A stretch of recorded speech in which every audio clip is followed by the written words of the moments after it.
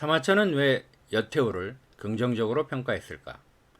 중국사 최고의 악인은 누구일까요? 하지만 최고의 악녀라는 손가락질의 대상은 정해진 것으로 보입니다. 바로 여치라는 이름의 여인입니다.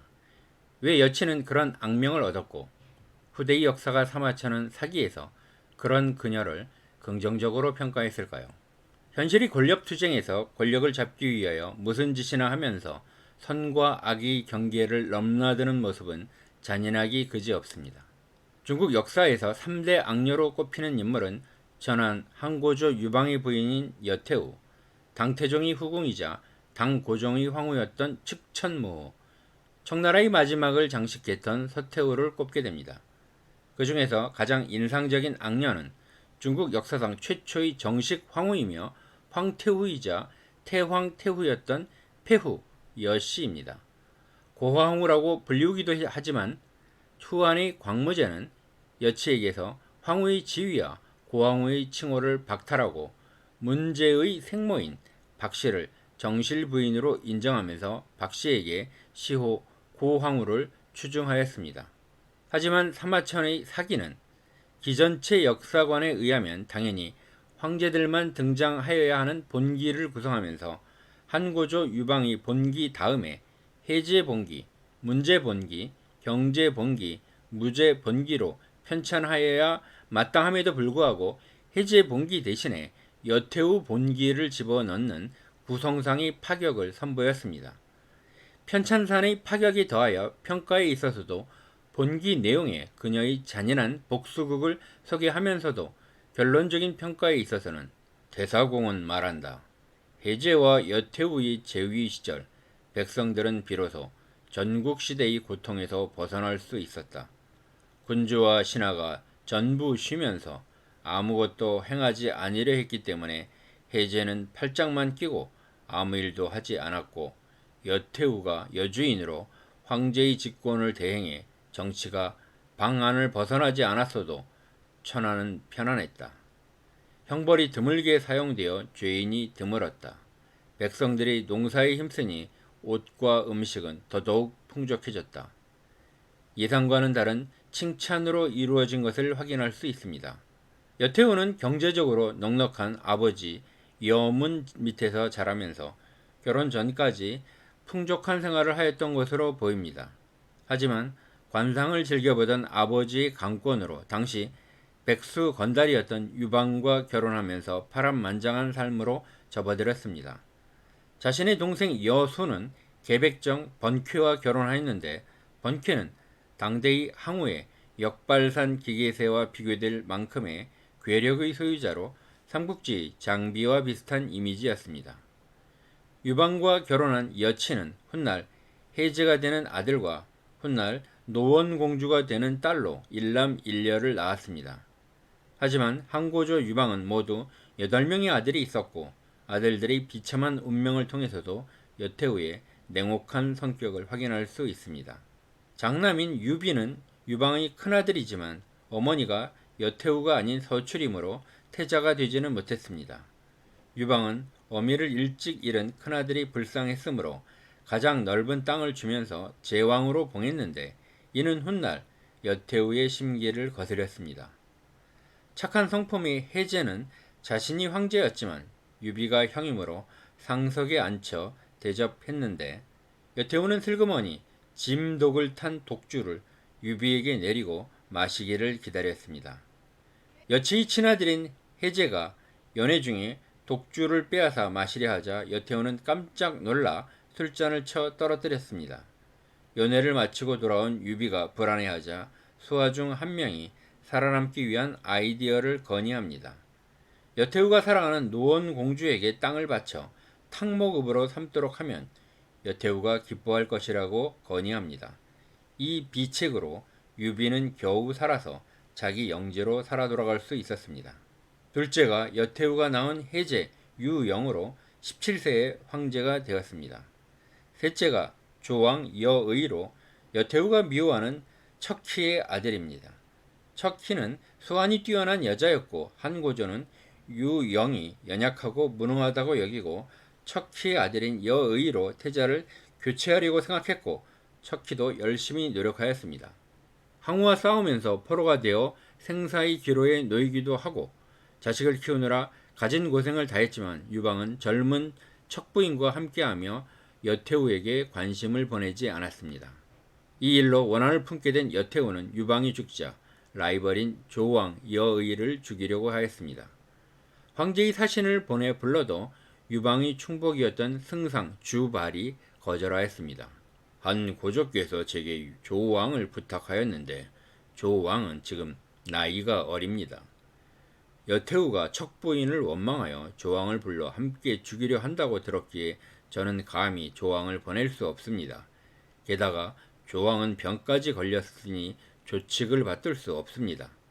그러자 여태우는 먼저 주발을 수도로 부른 다음 조왕 여의를 불렀습니다. 해제가 여태우로부터 조왕 여의를 보호하였으나 잠시 해제가 새벽에 활을 쏘러 간 틈을 노려 짐독을 탄 소를 여의에게 먹여 죽여버렸습니다. 삼어천의 사기 여태우 본기에는 태우는 끝내 척부인의 손과 발을 절단내고 눈알을 뽑고 귀를 태우고 벙어리가 되는 약을 먹여 돼지우리에 살게 하며 사람 돼지라고 이름 붙였다. 며칠이 지나 해제를 불러서 사람 돼지를 구경하게 했다. 해제가 보고 물어보고 나서야 그녀가 척부임을 알고 큰 소리로 울었고 이 일 때문에 병이 나서 1년이 지나도록 일어날 수 없었다. 해제는 사람을 보내 여태우에게 간청하였다. 이것은 사람으로서 할 수 있는 일이 아닙니다.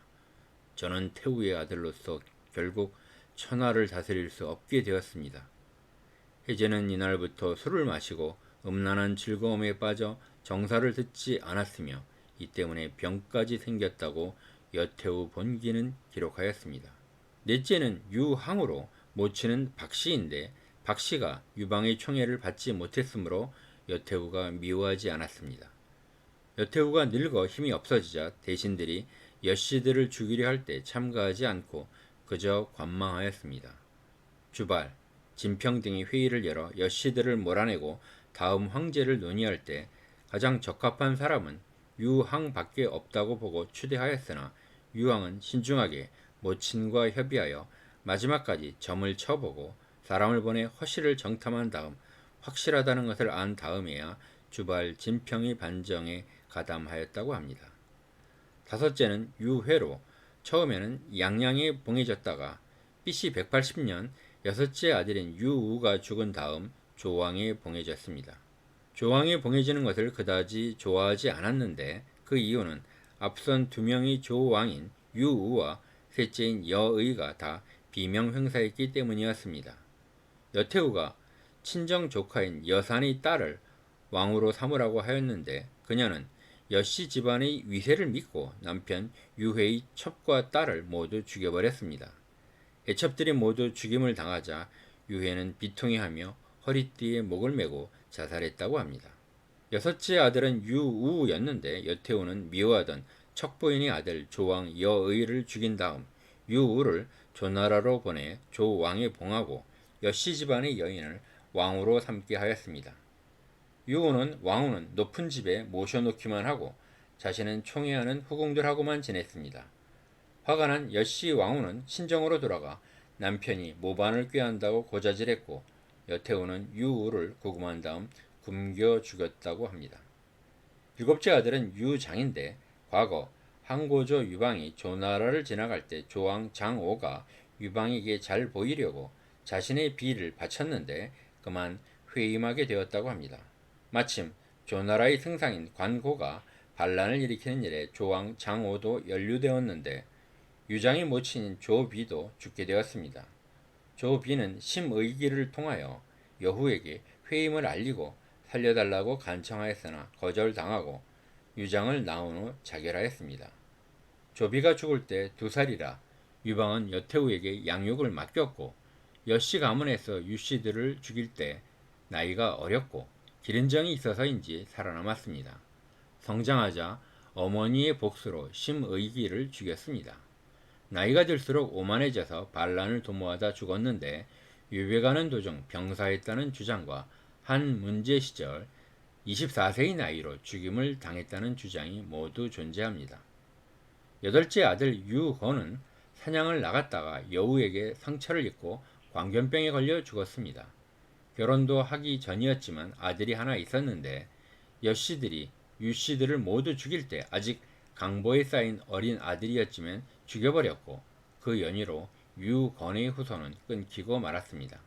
유방의 8명의 아들 중 2명은 해제와 문제로 황제가 되었고 6명은 유씨 왕이 되었지만 큰아들 제왕 유비와 넷째 아들 문제 유항이 천수를 누린 것을 제외하면 나머지는 모두 여씨들에게 직간접적으로 죽임을 당하는 비운의 주인공이 되었습니다. 유방과 여치의 사랑은 유씨 가문과 여씨 가문의 치열한 복수전으로 마무리된 것입니다.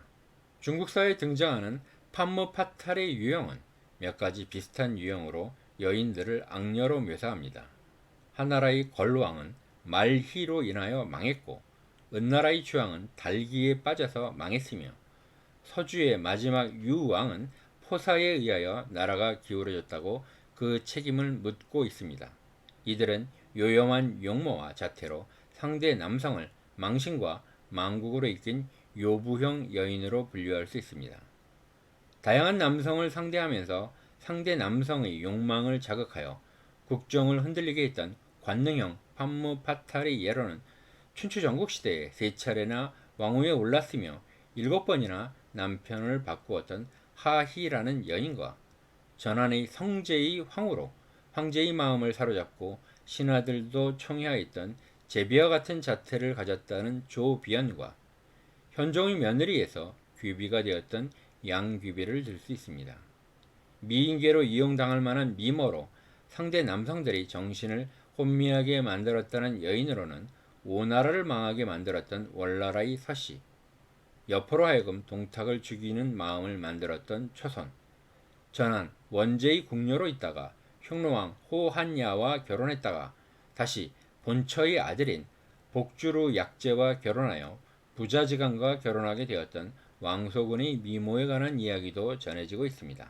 역사에서 판무파탈이 자행한 악행은 비난받아 마땅합니다. 하지만 역사 속에 드러난 그러한 악행을 당사자 한 사람의 성격 문제로 비난하고 결론을 맺는 것은 너무나 단순한 관점이라 생각됩니다. 왜 시대와 인물을 달리하여도 비슷한 성격과 유형의 비극이 반복되는지를 생각하면 구조적 문제점과 불합리를 발견하지 않을 수 없다고 생각됩니다. 단순하게 그녀들의 악행을 비난하고 선과 악으로 구분하기보다는 악을 만들어내는 구조를 제거하는 방법에 대하여 고민하고 그 합리적인 대안에 대하여 생각하는 것이 더 필요한 것이 아닌가 하는 생각이 들기도 합니다. 선과 악이 단순하게 단칼에 나누어지는 것이라면 얼마나 세상살이가 간단할 것인가 라는 생각이 듭니다. 영어에서는 역사를 히스토리라고 말합니다. 단어 자체가 남성 편향적이므로 헐스토리로 바꿔야 한다는 주장도 일각에서는 지지를 받고 있습니다. 중국사에서도 등장인물이 대부분은 남성입니다.